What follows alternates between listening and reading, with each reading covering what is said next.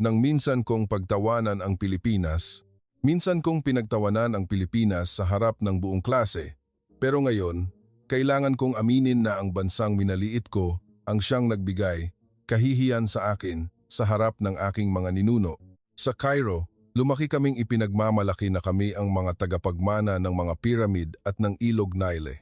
Itinuro sa amin ng 5,000 taon ng kasaysayan na ang kadakilaan ay matatagpuan lamang sa Greece, Rome o Istanbul. Para sa amin, ang Pilipinas ay isa lamang murang destinasyon ng mga turista, puno ng mga puting dayuhan, mga beach, mga massage parlor, at matinding trapiko, walang anumang karapat-dapat para sa mga inapo ng Pharaoh na tulad namin. Nang i-anunsyo ng aming guro na ang field trip namin ngayong taon ay sa Maynila, nagtawanan ang buong klase na parabang ito ay isang masamang biro. Hindi namin alam na ang siyudad na inakala naming walang maibibigay na aral ay magtuturo sa amin ng pinakamasakit na leksyon, na ang tunay na lakas ay hindi nakasalalay sa dakilang nakaraan, kundi sa tahimik na paraan ng pakikitungo ng mga tao sa isa't isa araw-araw. Nang humina ang tawanan sa silid-aralan, ang katahimikang sumunod ay mas mabigat pa kaysa sa ingay kanina. Siguro Hasan ay nakatalikod sa amin, nakatayo sa harap ng pisara. Ang hawak niyang yeso ay bahagyang nanginginig bago niya sinalungguhitan nang mariin ang salitang Pilipinas, na para bang sinasadya niyang tingnan namin itong muli ng malinaw. Tapos na ba kayo? Tanong niya sa isang mahinahong boses na agad nagpatahimik sa buong klase. Si Ahmed, nakatabi ko, ang unang bumasag sa katahimikan. Guro, sa tingin ko po ay may hindi pagkakaunawaan dito, sabi niya habang nagkikibit balikat. Sinasanay po kami upang maging mga susunod na lider ng Ehipto. Kung pupunta tayo sa Rome, Athens o Istanbul, may katuturan pa. Pero sa Maynila, ang lungsod ng trapiko at murang turista, ano po ang matututunan namin doon? Marami ang tumango bilang pagsang-ayon. Nagsimula na namang magbulungan. Si Fatima, na nasa harapang mesa, ay nagbukas ng isang French travel magazine. Hinanap ang pahina tungkol sa mga destinasyon sa Asya at itinaas ito para makita ng mga kaibigan. Heto, ang Pilipinas ay nasa Boracay, Palawan, Cebu. Magaganda nga ang mga beach, pero susukatin ba natin ang ating kinabukasan sa paghiga sa tabing dagat?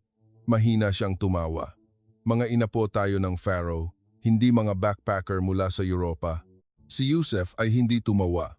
Tinitingnan niya ang kanyang tablet, kung saan nakahanay ang mga numero ng gastos, oras ng bayhe, at mga mapa na naghahambing sa Europa at Asya.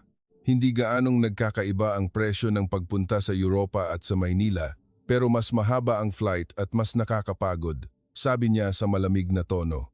Kung titingnan sa aspeto ng kahusayan, mas dapat nating pag-aralan ang sistemang pampulitika sa Europa o ang mga inobasyon sa Germany kaysa sa panonood lang ng mga jeepney o tricycle. Hindi sulit. Nakikinig ako sa lahat ng ito habang mas mabilis ang tibok ng puso ko. Inaamin ko, sa kaibuturan ko, hindi rin naiiba ang iniisip ko.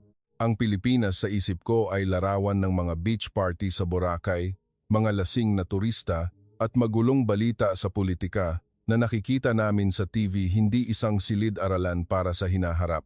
Tanging si Laila lamang ang tahimik na nakaupo sa tabi ng bintana. Ang sikat ng araw sa umaga mula sa Cairo ay tumatama sa kanyang kuwaderno. Hindi siya tumawa, hindi nagreklamo. Nakatitig lamang siya sa salitang Pilipinas sa pisara na may malalim na pag-iisip. Ibinaba ni Guro Hasan ang yeso at dahan-dahang humarap sa amin. Ngayong tapos na kayong magsalita, maaari ko bang pakinggan naman ang sarili ko? Hindi malakas ang kanyang boses, ngunit may bigat ito na nagpatahimik sa buong klase. Ipinagmamalaki ninyo ang mga pyramid, tama ba? Ang Ilog Nile, ang mga pharaoh, ang 5,000 taon ng kasaysayan? Bahagya siyang ngumiti. Ipinagmamalaki ko rin iyon. Pero huwag ninyong kalimutan, ang taong laging nakatingin sa nakaraan ay maaaring walang masabi tungkol sa hinaharap. Naglakad siya ng dahan-dahan sa harap ng pisara.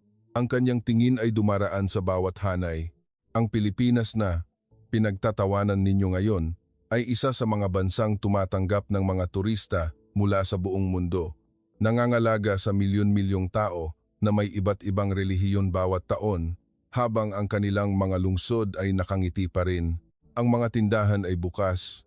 Ang tunog ng kampana mula sa simbahan ay naririnig sa umaga at ang mga matatanda at kababaihan ay nakakauwi pa rin ng ligtas sa gabi.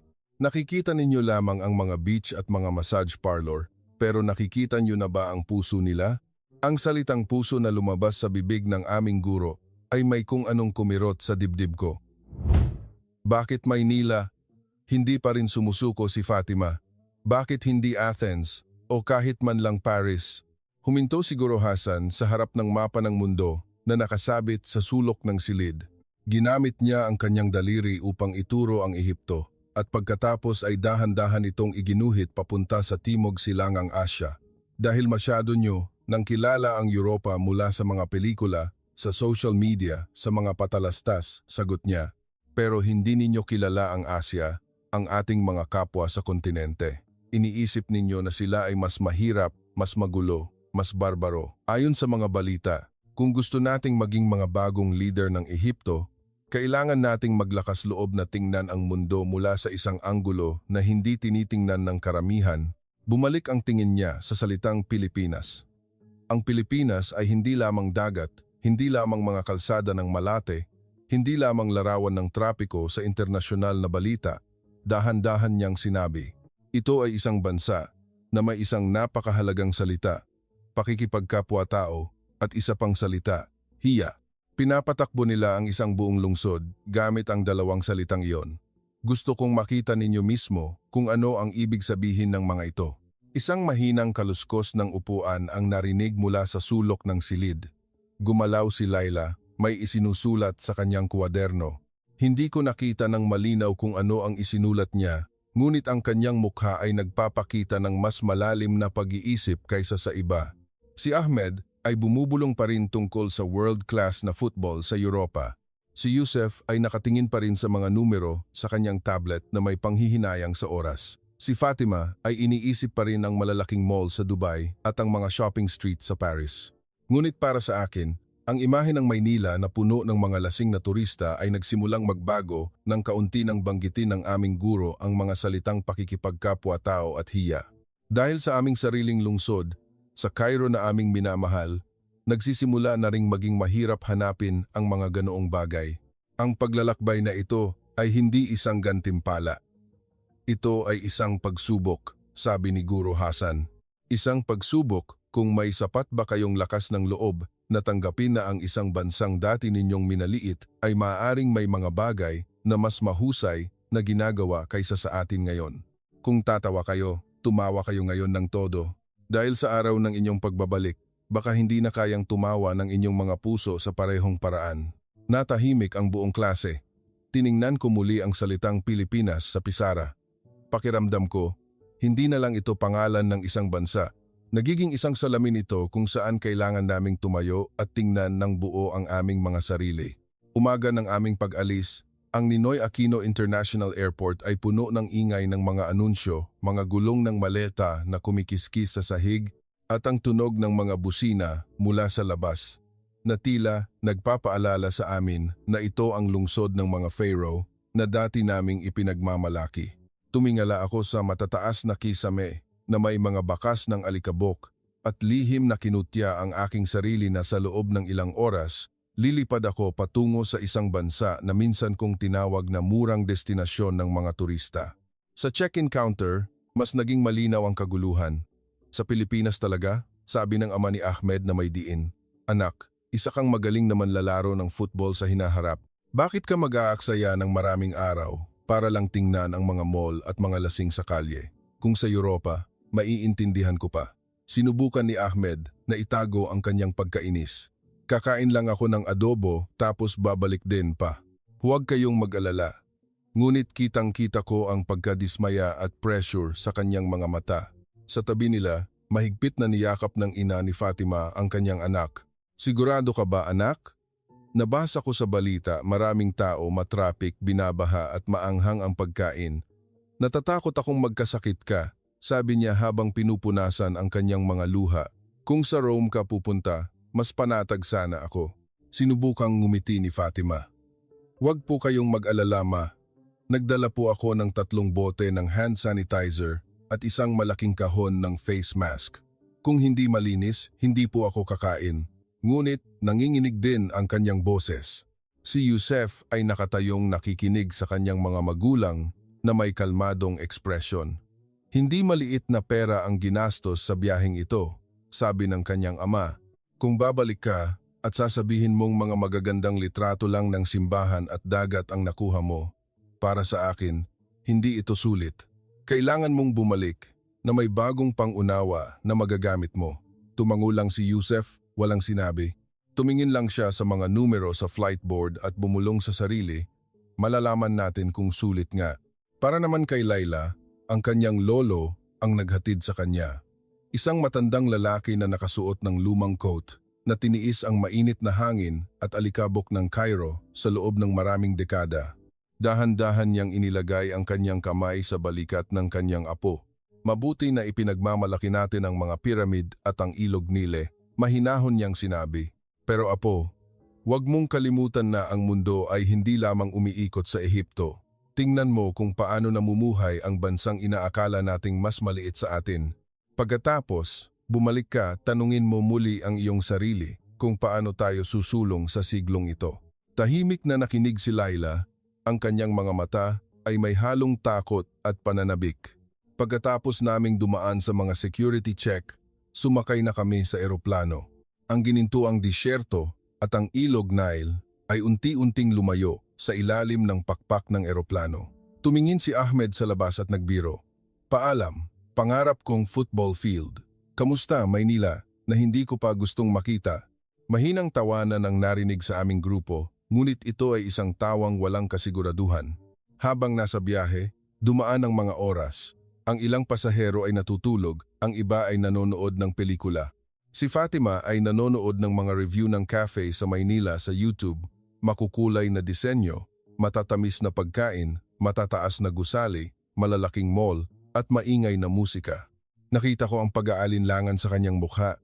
Hindi ko alam kung pananabik o pagkabagot. Si Yusef ay binuksan ang mapa ng mga ruta ng MRT at LRT na may tingin ng isang taong nagkakalkula ng sistema kaysa sa isang turista. Si Laila naman ay nagbukas ng libro tungkol sa kasaysayan ng Ehipto, ngunit ang kanyang tingin ay malayo. Tila paulit-ulit na naririnig ang sinabi ni Guro Hassan, pakikipagkapwa-tao at hiya. 2 salita mula sa isang wikang hindi niya kayang bigkasin kahit isang pangungusap. Nang ianunsyo ng kapitan na maghahanda na kami sa paglapag sa Ninoy Aquino International Airport, hinigpitan ko ang aking seatbelt. Bumilis ang tibok ng puso ko. Hindi ko alam kung dahil sa pananabik o takot. Sa labas ng bintana, ang kadiliman ng gabi ay tinusok ng mga linya ng kulay kahel na ilaw mula sa mga kalsada at mga kumpol ng puting ilaw mula sa mga gusali na maayos na nakahanay. Ang lupain na dati naming inakalang walang kabuluhan ay puno pala ng hininga ng milyon-milyong tao. Lumapag ang eroplano nang mas malumanay kaysa sa inaasahan ko. Ang tunog ng mga gulong na dumadampi sa runway ay saglit lang narinig bago naging payapa ang lahat. Bumukas ang pinto ng eroplano. Ang malamig na hangin mula sa terminal ay pumasok, pinalitan ang amoy sa loob ng cabin. Naglakad kami papasok sa isang maliwanag na gusali. Ang mga salaming pader ay napakataas na halos hindi mo makita ang dulo at ang kisame ay kurbado na parang mga pakpak ng isang metal na ibon na sumasalubong sa amin. Ang unang bagay na nagpahinto sa akin ay hindi isang estatwa o sining na Pilipino, kundi ang mga karatula sa itaas. Nakasulat sa Filipino, Ingles, Chinese, Japanese at sa isang sulok may maliliit na letrang Arabo. Pakiramdam ko, ang wika namin na inakala kong napakalayo sa Timog Silangang Asya ay biglang isinulat ng may paggalang sa gitna ng mga ilaw ng airport na ito. Ang mga staff ng airport na nakasuot ng madilim na uniforme ay nakahanay. Ang ilan ay bahagyang yumuyuko at ngumingiti ng malapad sa mga pasaherong dumadaan. Ang mga salitang welcome po at salamat po ay naririnig kasabay ng Ingles na may puntong Pilipino hindi perpekto ngunit puno ng sinseridad. Naglakad kami patungo sa immigration, mahaba ang pila ngunit maayos. Ang mga tao ay may distansya sa isa't isa, walang nagtutulakan, walang sumisigaw, Tanging ang mahinang tunog ng mga hinihila na maleta at ang mga anunsyo sa speaker ang maririnig. Ibinulong sa akin ni Ahmed ang airport sa Asia na pinagtawanan natin ay mas malinis pa pala sa inaakala natin. Lumingon-lingon si Fatima na para bang naghahanap ng kapintasan ngunit wala siyang makitang maireklamo. Pinagmasdan ni Yusef ang maraming bukas na counter, ang mga opisyal na mabilis magtrabaho ngunit hindi nagkakagulo. Wala siyang sinabi. Kinuha lang niya ang kanyang telepono at itinala ang oras. Tiningnan muli ni Laila ang mga letrang Arabo sa karatula at bumulong sa akin. Siguro, ang bansang halos hindi natin nababanggit sa klase ng kasaysayan ay mas may respeto pa sa atin kaysa sa inaakala natin. Wala akong isinagot. Naramdaman ko na lang na ang unang hakbang ko sa lupa ng Naiya noong araw na iyon ay hindi lang pagpasok sa isang bagong bansa. Ito ang unang hakbang na nagpalitaw ng maliit na bitak sa pader ng aming kayabangan nang hindi man lang namin namamalayan. Pagkatapos naming makalagpas sa immigration, lumabas kami sa maluwag at maliwanag na arrival hall. Ang puting ilaw ay sumasalamin sa makintab na sahig kaya't mas malinaw kong nakita ang aking sapatos kaysa noong nasa Cairo ako.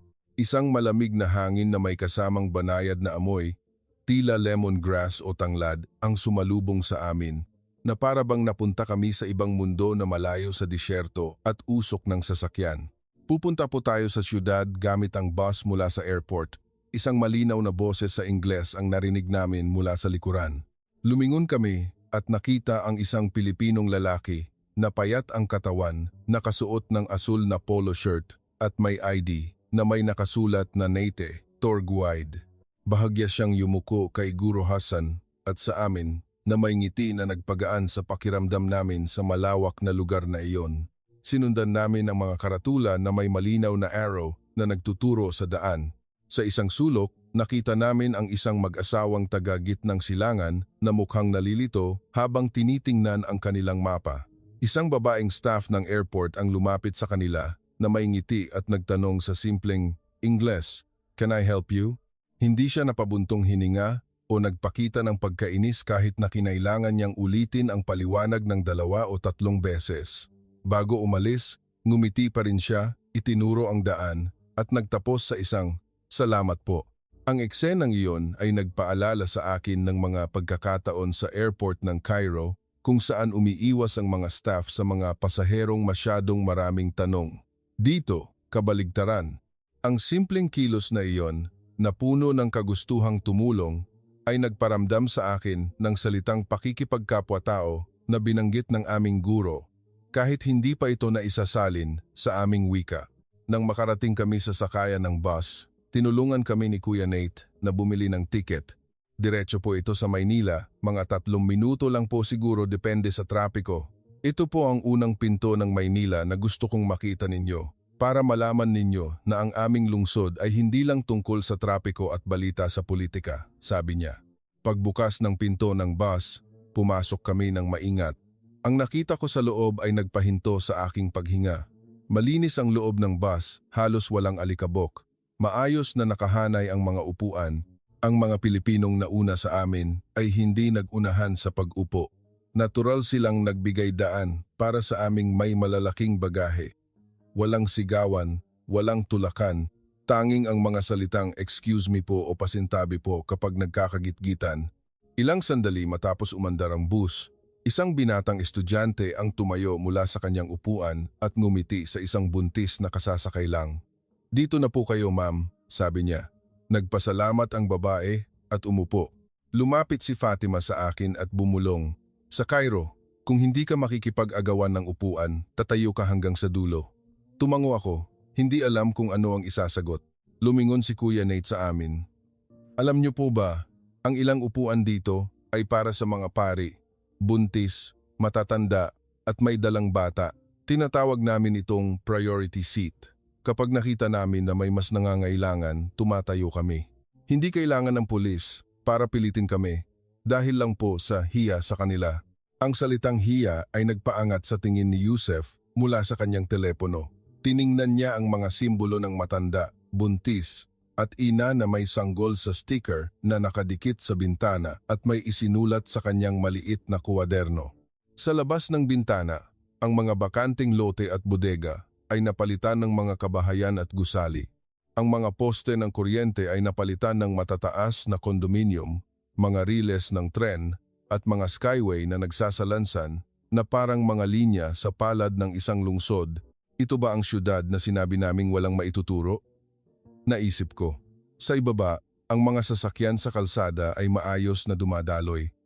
Ang mga tao ay tumatawid sa tamang tawiran. Nang makarating kami sa aming bababaan, sinabi ni Kuya Nate na maghanda kami. Hindi nagtulakan ang mga pasahero palabas. Hinayaan ng mga nasa loob na mauna ang mga malapit sa pinto. Pagkatapos, ang mga naghihintay sa labas ay saka pumasok.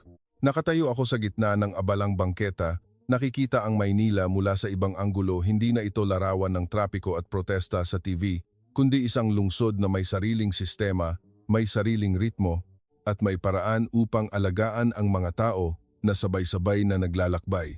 Tumingin si Ahmed sa isang maliit na basketball court sa gilid ng isang gusali kung saan may 4 o 5 batang Pilipino na naglalaro.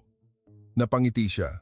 Kung makakapaglaro tayo sa isang syudad kung saan alam ng mga tao ang salitang hiya, mas maganda siguro ang laro natin, bulong niya sa sarili. Habang ang mainit na hangin mula sa kalsada ay humahalo sa malamig na hangin mula sa mga gusali, naramdaman kong may nagbabago sa loob ko. Ang Maynila, na dati kong itinuring na murang destinasyon ng mga turista, ay nagpapakita ng isang mas seryosong mukha, isang lungsod na pinapatakbo ng maliliit na sistema na tinatawag na pakikipagkapwa-tao at hiya ng mga ordinaryong tao. At unti-unti kong naiintindihan na ang pagsubok na sinabi ni Guro Hasan ay hindi nagsimula sa pagbisita sa mga simbahan o sa pamamasyal sa Ilog Pasig. Nagsimula ito sa sandaling tumapak ang aming mga paa sa lupain ng Maynila. Inakala kong handa na ako sa kaguluhan ng Pilipinas hanggang sa bumukas ang mga pinto ng isang mall sa Ayala Avenue isang Biyernes ng gabi at doon ko nalaman na minaliit ko ang lahat. Ang ingay ng mga sasakyan sa ibaba ay sumasabay sa tunog ng tren sa itaas. Ang mga anunsyo mula sa higanteng LED screen ay nakikipagkumpetensya sa musika mula sa mga tindahan. Ang mga pulang ilaw ng sale ay sumasalamin sa mga mata ng daan-daang tao na nagsisiksikan sa walkway. Magdikit-dikit lang po tayo, huwag maghihiwalay. Maraming tao dito, sigaw ni Kuya Nate.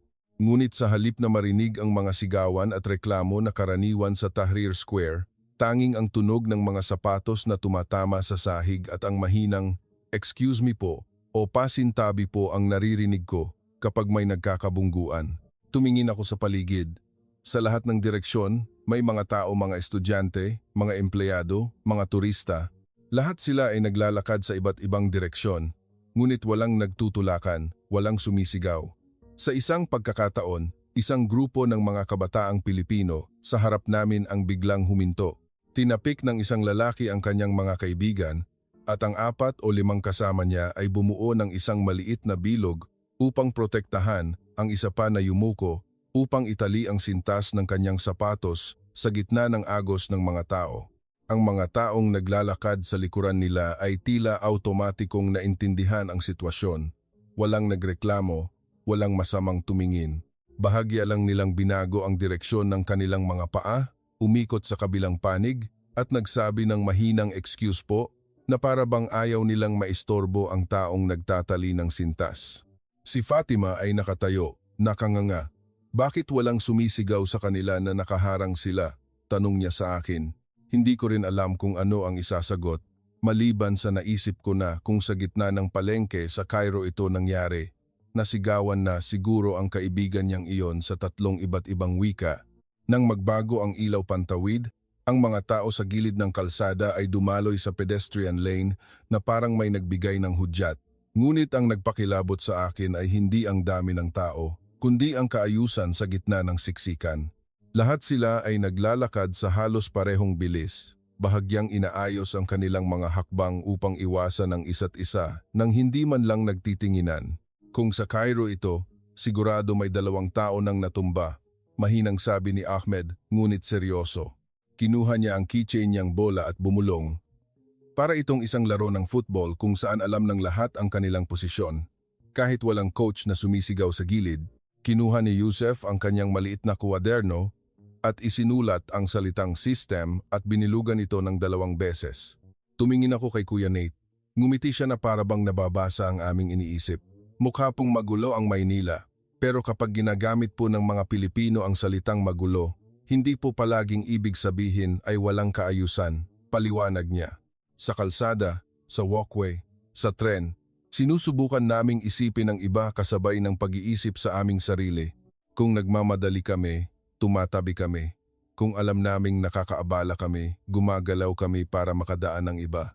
Walang naguutos, pero ginagawa namin ito dahil sa hiya. Lumingon siya sa amin. Ang salitang hiya ay mahirap isalin ng direkta.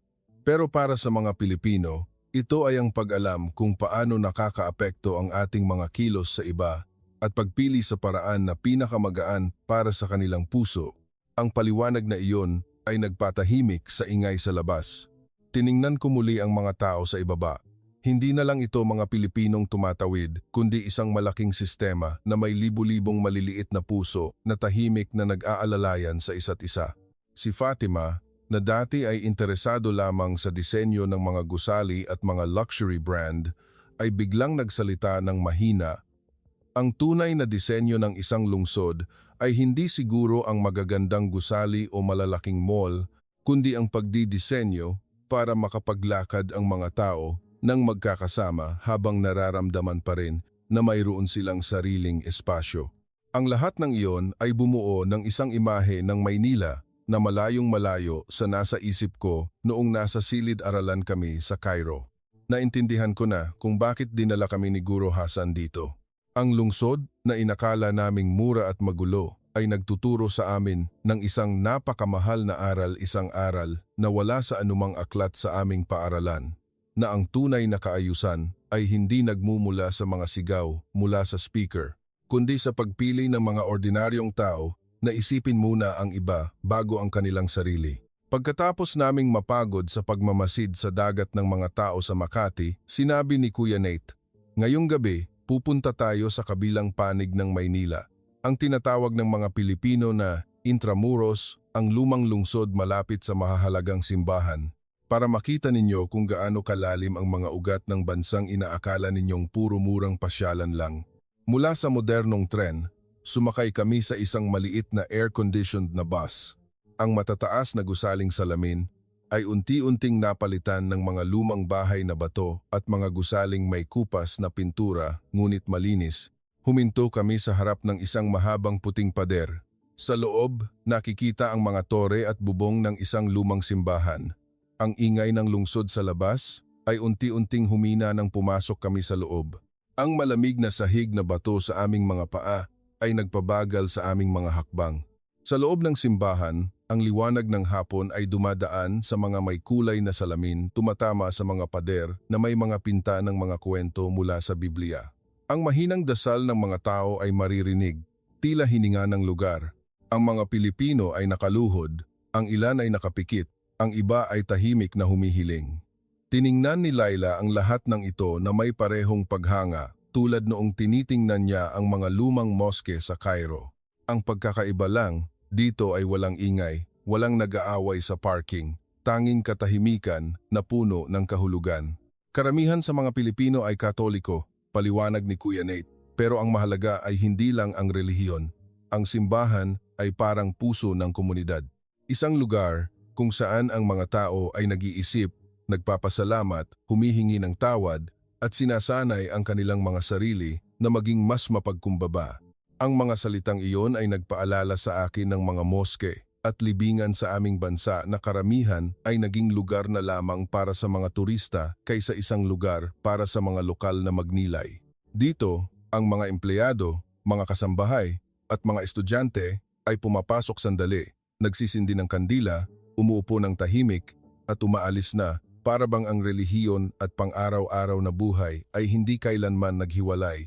Nang kumalam ang tiyan ni Ahmed, ngumiti si Kuya Nate. "Dadalhin ko kayo sa isang kainang halal malapit dito. May moske sa dulo ng kalye. Ang may-ari ay isang Pilipinong Muslim. Baka mabago nito ang isip ninyo tungkol sa pagkaing Pilipino. Ang lugar na aming pinuntahan ay isang maliit na kainan. Sa harap may karatula sa Filipino at Arabic na may malinaw na salitang halal. Isang babaeng nakasuot ng asul na hijab ang sumalubong sa amin. Magandang gabi po. Saan po kayo galing? Hindi gaanong mahusay ang kanyang Ingles, ngunit ang kanyang mga mata ay puno ng tunay na galak. Nang malaman niyang taga-Ehipto kami, mahina siyang tumawa. Ang tatay ko po ay nakapag-Hajj na. Nagkukwento po siya tungkol sa Cairo. Nang ihain ng pagkain, isang mainit na sabaw na may baka at noodles, ang unang tikim ko ay nagbigay ng lasang alat-tamis na balanse na may banayad na amoy ng mga pampalasa. Hindi ito matapang, ngunit may lalim na mahirap ipaliwanag. Simple pero totoo, mahinang sabi ni Yusef, na para bang sinusuri ang isang formula. Nang subukan ni Ahmed na mag-iwan ng malaking tip, mabilis na umiling ang may-ari. Wag na po, okay lang. Masaya na po kami na nagustuhan ninyo ang pagkain namin. Ang serbisyo po ay mula sa puso, hindi dahil sa tip. Natigilan si Fatima. Sa amin, kung hindi ka magtitip, sisimangutan ka na, bulong niya. Tumawa ang may-ari. Gusto po ng mga Pilipino ang pakikipagkapwa-tao. Minsan, ang hindi pagsasamantala sa mga taong galing sa malayo ay isang uri din po ng pakikipagkapwa-tao. Ang salitang pakikipagkapwa-tao na naririnig ko buong araw ay biglang nagkaroon ng lasa sa aking bibig, ang lasa ng halal na sabaw na iyon. Paglabas namin, ang mga ilaw ng gabi ay tumatama sa simboryo ng maliit na moske sa dulo ng kalye. Sa tabi nito, ang anino ng bubong ng simbahan. Ang mahinang tawag sa pagdarasal ay humahalo sa malayong tunog ng kampana ng simbahan. Hindi sila sabay, ngunit hindi rin sila nag-aaway.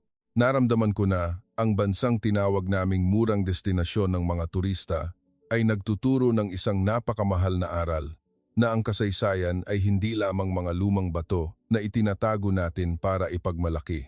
Ito ay ang paraan kung paano ipinapasa ng isang henerasyon ang kabutihang loob sa susunod sa pamamagitan ng isang mangkok ng mainit na sabaw, sa isang ngiti na tumatanggi sa tip, at sa pagpaparamdam sa isang dayuhan mula sa Cairo na hindi siya gaanong kalayo sa kanyang tahanan.